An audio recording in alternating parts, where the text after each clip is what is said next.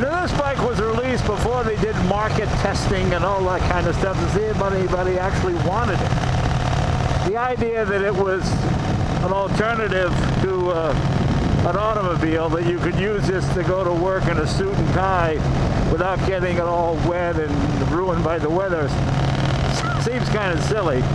But the thing that really hurt it was the introduction of the Mini and a lot of small cars in England is what really killed this. This is a very expensive motorcycle.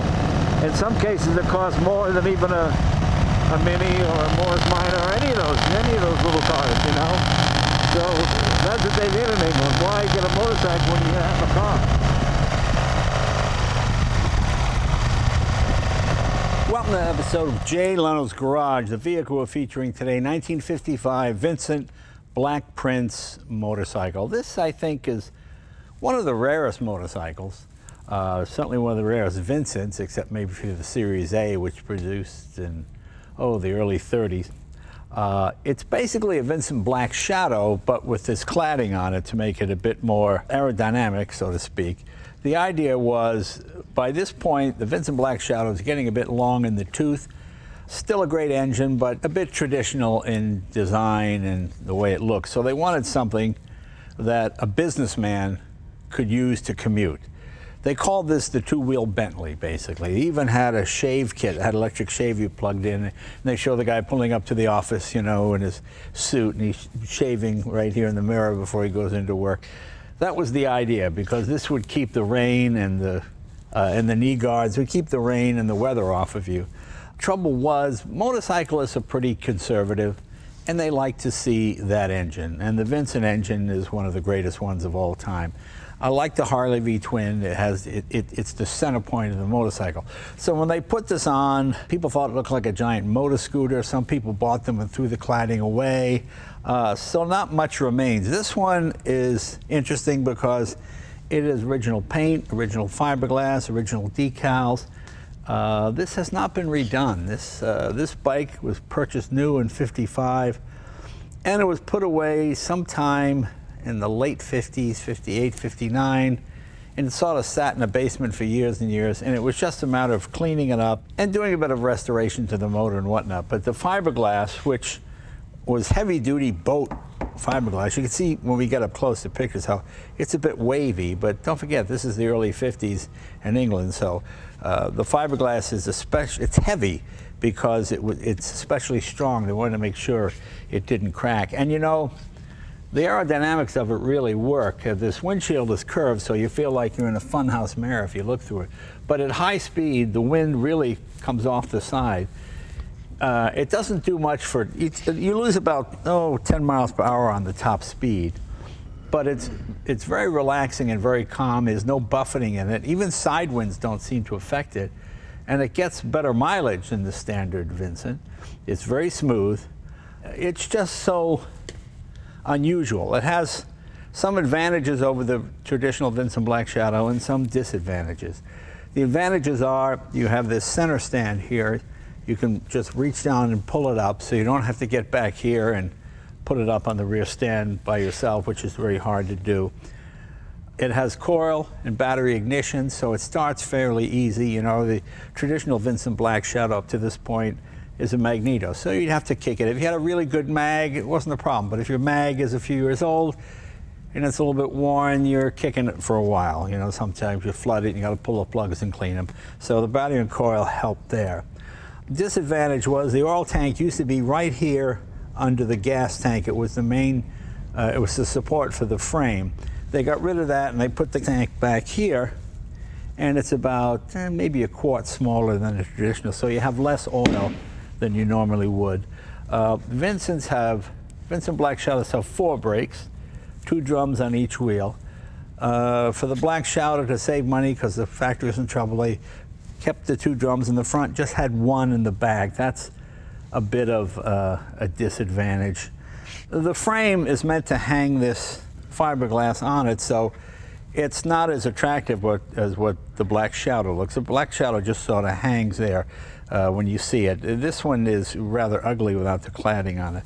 But I'll show you how this thing works. It's kind of interesting. When you want to service this bike, you put this up like here. See, another advantage of the standard Vincent Black Shadow, you didn't need tools to work on it. Everything was on T-bars or Tommy bars, the English call them. But this one, you need your wrenches. So let me show you what we're doing here. Say you have a flat tire, you want to adjust your chain, you lay out your wrenches. Let's sit here.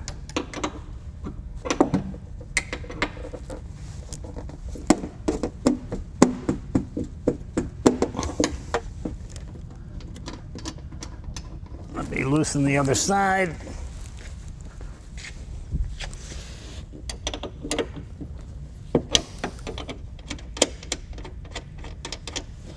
And then this lifts up like this. And you have a rod here. My rod and staff, they comfort me. There's your monoshock right there. Here's your oil tank.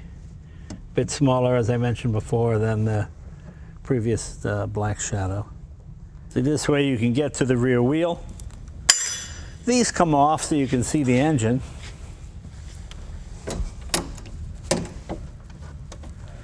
These are just thumb screws. Come off like that.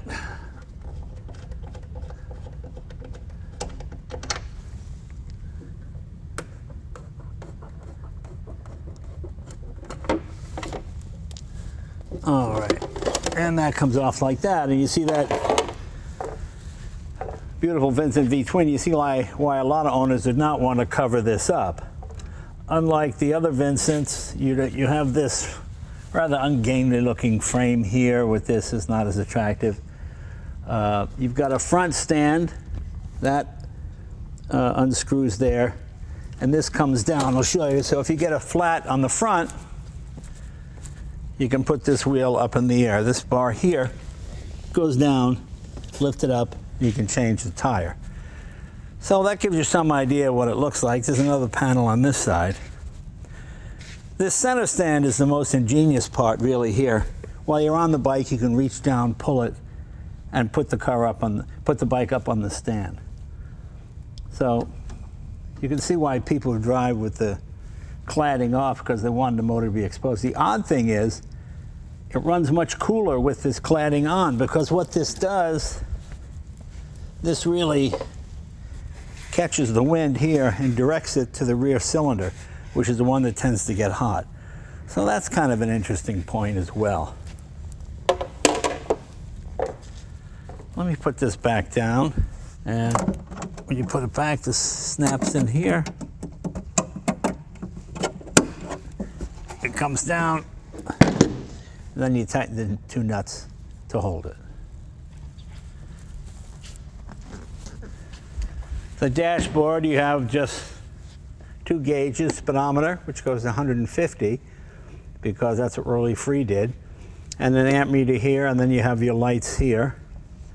These we added on. These are modern mirrors. That's the only concession. It's still 6 volts. You've got your hand protectors here. It keeps the wind and rain off your hands, I suppose. This is your key to start it up here. This is a gear lever indicator, but it also worked. You know, there are a lot of GIs, they didn't call them GIs in England, a lot of British soldiers, I suppose, who were wounded or lost a limb, or they couldn't shift with their foot, so they could put an extension and shift this by hand. But we use it primarily as an indicator to tell you what gauge, what the gear you're in. And you've got these crash protectors here, which are extremely handy. But the fact that this bike has lasted this long and hasn't been crashed or damaged is pretty amazing. Handbrake is here where it should be. On this side, you have your clutch, and you have your valve lifter. What that does is, since this does not have an electric start, you pull that lever, raise the exhaust valve, so you can kick the engine through 1 or 2 times, get some gas in there, kick it, drop that lever, and then she starts, hopefully. High and low beam indicator here, advance and retard under there, and horn right here. Oh yeah, that'll frighten a couple of big rig truckers, no problem. That's basically it. Other than that, it's pretty much a standard Black Shadow. It was just such an unusual bike. Don't forget, in the late 50s, you had that influx of Lambrettas and Vespas and all these motor scooters, and real bikers thought this looked like a giant motor scooter. They didn't think it was attractive at all. If you've ever seen the movie 1984, the original version done back in 1957, the director went to the Vincent factory, and he got everyone that was still there. There were 56 left, I think, unsold. And he used these for the thought police. Remember, the thought police would go to a house, anybody had books, and they would confiscate the books and burn them. So this is what he thought motorcycles would look like by the year 1984. And he wasn't far off, you know, the Honda Pacifica and the Gullwing and all those other things. So that was kind of a cool idea. So if you want to see some Vincent, the most Vincent Black Prince ever to be in a movie, rent the original version of 1984. All right, I'm going to put this thing back together. We'll fire it up and we'll take it for a ride. So give me 2 seconds.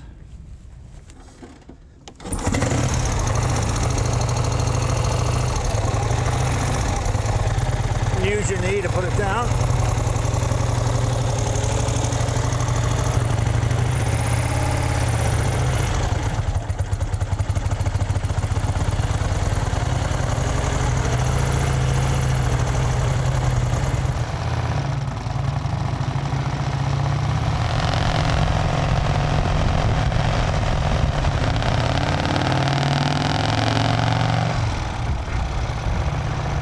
I think a two-wheel Bentley is a pretty good analogy for this bike. It's smooth, it's quiet. Certainly was faster than any of the Harleys of the period, even with all this cladding on it. Don't forget, in the 50s, this was the fastest motorcycle in the world. In fact, in the early 50s, the British had the fastest car, the fastest motorcycle, and the fastest saloon or sedan. The Bentley was the fastest car. The XP was the fastest sports car, and the Vincent Black Shadow was the fastest motorcycle. So the English cornered the market there. You'd think side winds would affect this thing adversely, but they really don't. It's not bad at all. I think the two greatest British motorcycles were the Brough Superior and the Vincent Black Shadow. You know, slight edge going to the Vincent because Philip Vincent built his own engines. George Brough used the best that JAP had to offer in matchless. He found the best engines he could, and then he had them sort of blueprinted to his specifications. But he never actually designed an engine, whereas Philip Vincent built the whole motorcycle from the ground up. And, you know, I've always said a million times on this show, kudos go to the guy who makes his own motor. I know a few guys that toured on these bikes. They made great touring motorcycles. In fact, one sold at auction recently was with the original owner for 60 years, and the guy put 112 or something thousand miles on it. They're pretty amazing. They're eminently buildable, you know. They don't really wear out. And I gotta admit that battery and coil makes it a lot easier to start than kicking a kind of tired magneto.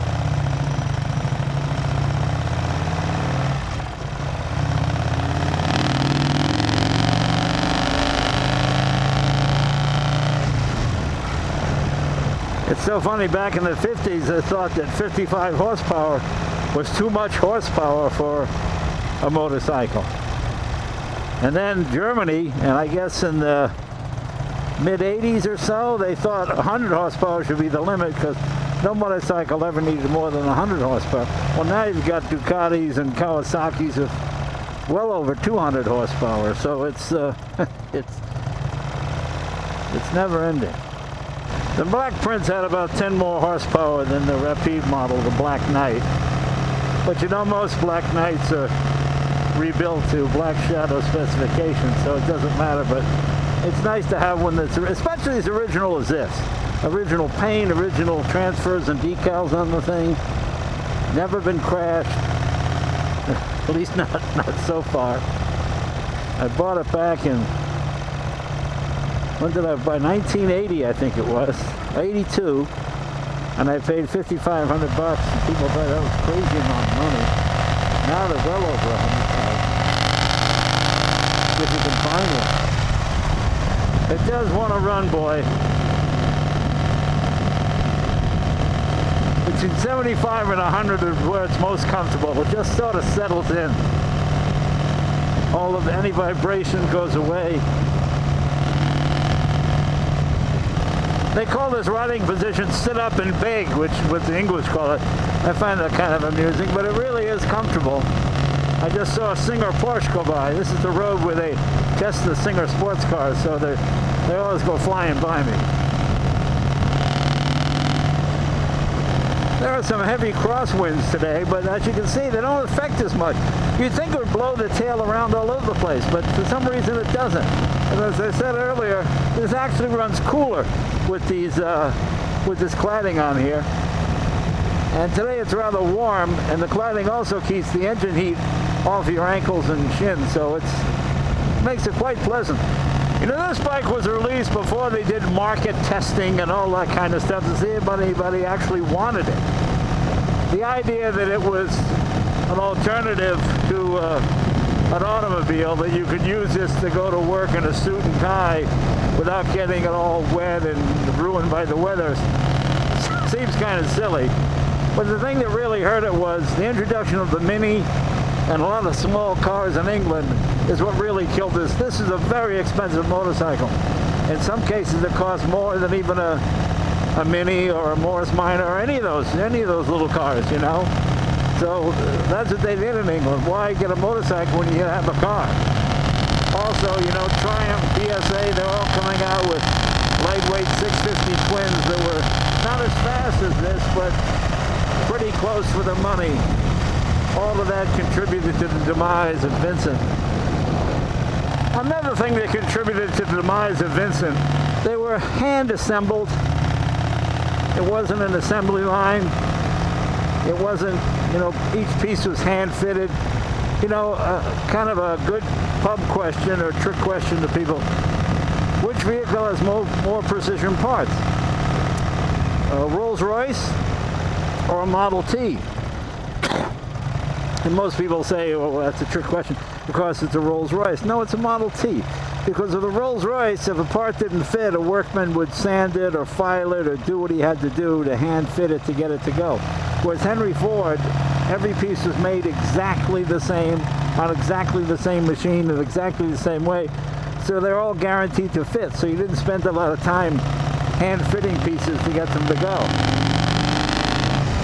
Another problem was that Vincent was a better motorcycle than most people needed. It was a precision instrument when a smaller, cheaper thing could have provided more fun, you know, for a lot less money. A good example would be, you know, the two-stroke Kawasaki's in the 70s. I mean, they were pretty tinny looking, but they went like hell, and they were really fast, and they were a lot of fun, and guys got them and raced them and blew them up. Vincent was something you sort of kept and treasured and took care of. Just a totally different mindset. Back in Massachusetts, a buddy of mine owned a place called Merrimack Motorcycle Sales, and he was selling rebuilt Vincents with a guarantee for $1,000, and he went broke. I mean, that was of course the 60s when a brand new Harley was $1,200 or a Triumph was $895. Well, why would you buy a second-hand bike for $1,000 or $1,100? Well, you know, people didn't realize just how good they were, I suppose. But this windshield is so thick, it doesn't flex at all, even with, 60 or 70 mile an hour wind against it. As I said before, it really does feel like a lot more than 55 horsepower. Because it's the torque, it's such a torquey motor. No matter what gear you're in, you're never lugging this thing. It pulls away nicely, and even in third gear, you know, I was trying to decide what we were going to film today, and I saw this one sitting in the corner, and I said, boy, I haven't had that out in a long time. Then I realized we never did a video on this one. We did one on the Black Knight years ago, but not the Prince. You have to concentrate when you ride these old bikes because the shift is on the other side. Sometimes you say to myself, wait a minute, am I going up or down on this? Ow! Nope, wrong way.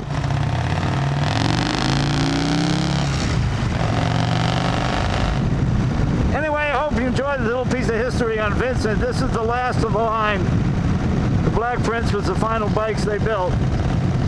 after the factory closed, they put a few more together from the pieces that remain, but this is the last run, and it wasn't particularly popular, but it turned out to be a classic.